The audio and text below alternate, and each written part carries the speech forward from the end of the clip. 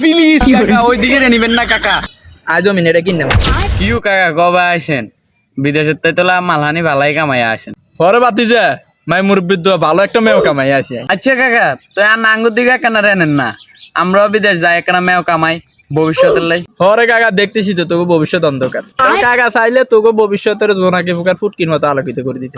Please কাকা যেমনি হোক কাকা আমার একটু জোনাকি ফুকা বন্ধের লাইন একটু আলো ব্যবস্থা করে দেন। প্রয়োজনে বাপের জায়গা জমি যা আছে সব বেশি আপনারে দিদিমু কাকা।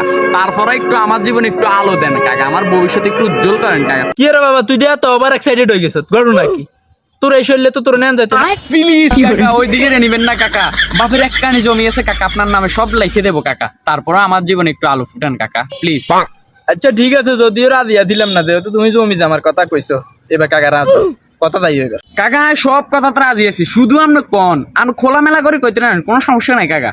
মনে করো যে কাকা তোমার আজ সৌদি আরব নিয়াম, কাকার কাছে যদি থাও হিয়ানে তোমার একটা কফি হাউসে দিয়াম, তুমি হিয়ানে 8 ঘন্টা ডিউটি টিয়া এবার 40,000। আর যদি কাকার কাছে তো একটু দূরে নি দি হিয়ানে ধরো একটা শপিং মলে দিয়াম 8 ঘন্টা ডিউটি হেডের ভিতরে এসির ভিতরে থাকবে, তোমার টিয়া হবে 1 লাখ।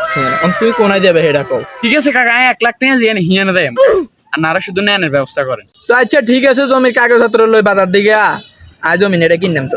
কাকা রে আপনি তো আজ জীবন গোটা আলোকিত বানালেন কাকা। ঠিক আছে কাকা আজ কাগজপত্র লই আইতেছি, আপনি শুধু আর বিদেশ নেওয়ার ব্যবস্থা করেন।